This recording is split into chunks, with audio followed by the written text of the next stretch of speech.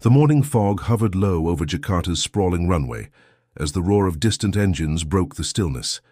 In the soft dawn haze, a procession of transport aircraft and helicopters emerged, dozens of sleek fuselages carrying soldiers, armored vehicles and supplies from across oceans and continents, converging on Indonesia's vast archipelago.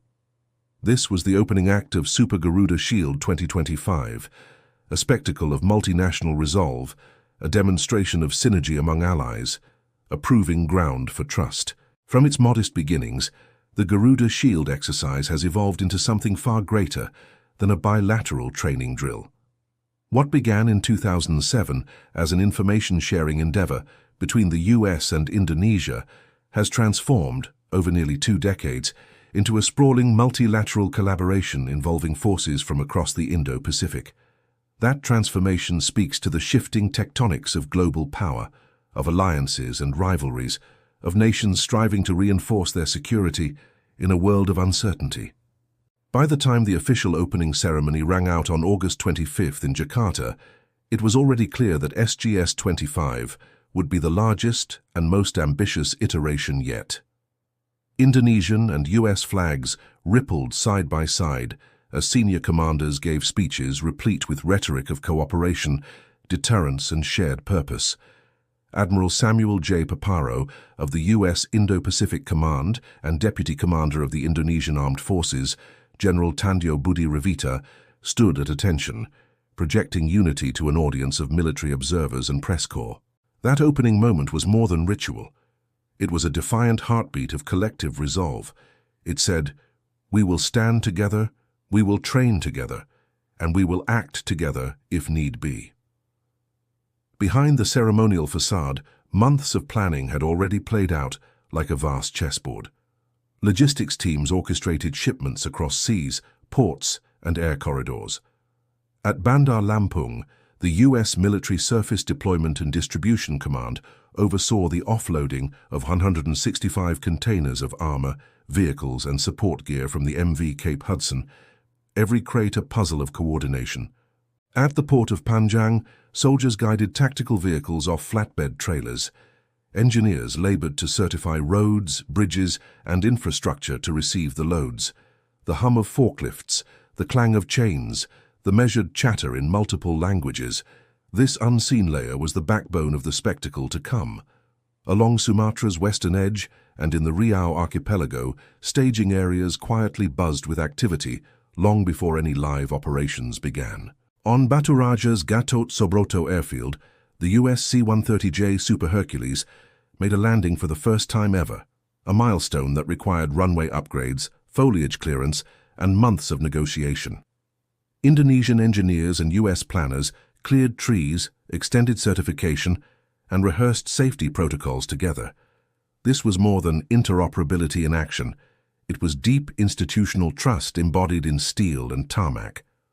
Once the dawn of operations arrived, the exercise flowed like a river widening into multiple tributaries. Paratroopers dropped in over Bintang drop zones. Units conducted amphibious insertions. Engineers built temporary bridges, and live fire crackled across simulated battlefields. On August 27th, paratroopers from the U.S. 1st Special Forces Group, Indonesian units and the Japan Ground Self-Defense Force leapt from C-130s into unfamiliar terrain, executing a complex airborne operation despite differences in language and equipment. The drop zone safety officers, jump masters, and pilots communicated across cultural gaps using the universal logic of airborne tactics, countdowns, altitudes, vectors. That moment underscored a truth. Warfighting is universal, if one's partners can share the vocabulary of risk.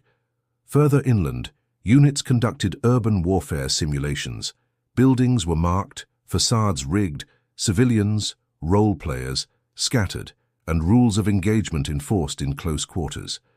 Small teams moved door to door, clearing rooms, securing hostages, coordinating with unmanned aerial surveillance systems.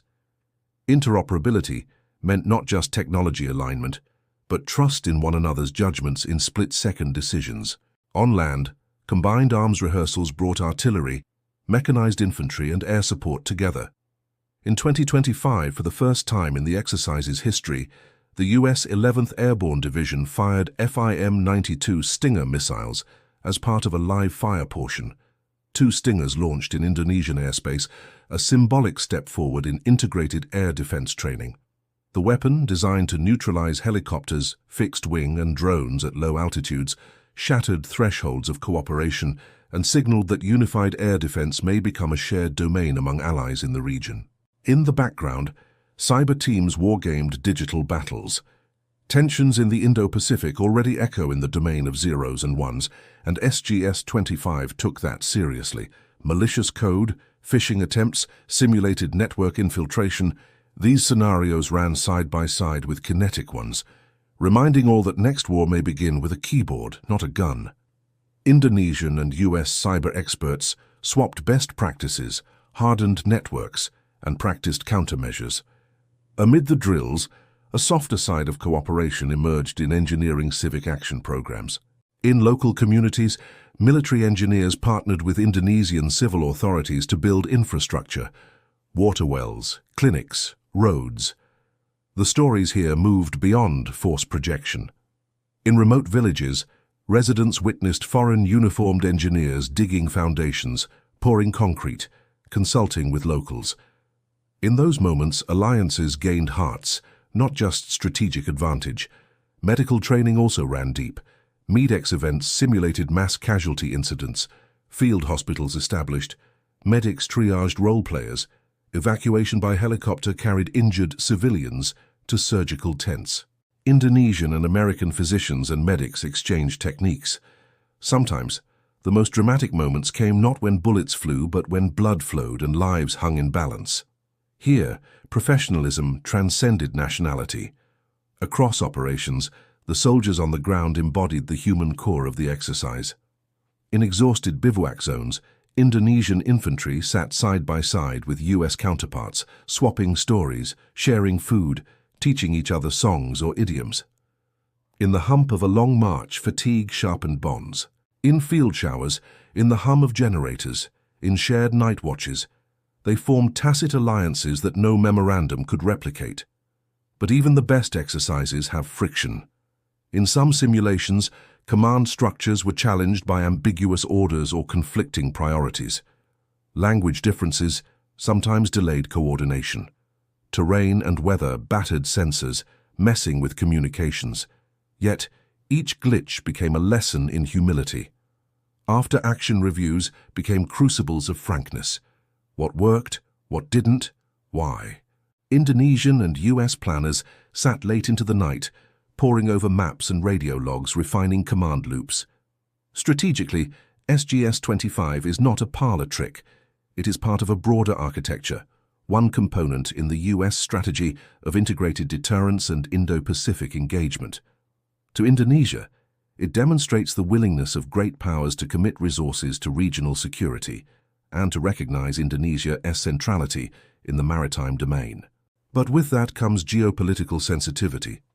China has criticized such drills, framing them as US pressure tactics or alliance building that threatens Beijing's ambitions.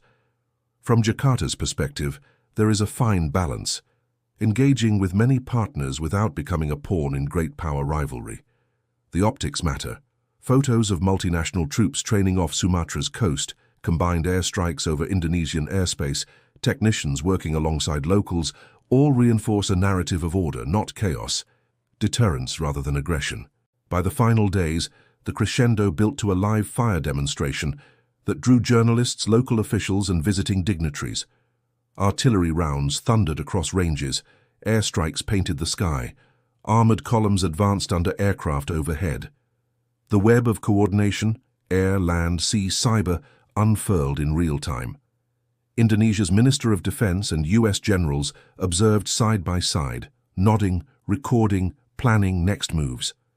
SGS-25 closed on September 4th, leaving in its wake fatigue, pride, lessons learned, and the quiet roar of possibility. In the final debriefs, commanders spoke not of victory or dominance, but of trust earned. Vulnerabilities exposed, paths forward.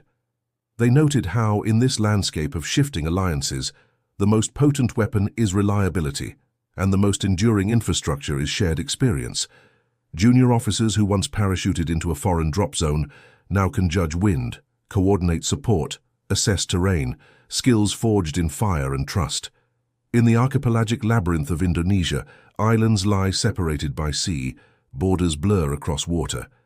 In that geography, cooperation is not optional, it is essential. SGS-25 has sewn threads across those divides, linking airfields, ports, corridors, the hum of command nodes. It is an experiment in defense diplomacy, one conducted under the stress test of shared danger. As the last transport planes departed, the quiet returned. The fields hushed, the airstrips emptied, bedrooms once full of foreign voices reverted to silence. But the connections persist. Between soldiers, between institutions, between maps and horizons. The lessons will be carried forward to the next exercise, the next crisis, the next strategic juncture. When the map of the Indo-Pacific is redrawn again, it will not be lines drawn by a single hand, but threads woven by many. Super Garuda Shield is not just an exercise, it is a whispered vow among nations. In a world of fractures, we have shown we can still build bridges strong enough to bear the weight of peace.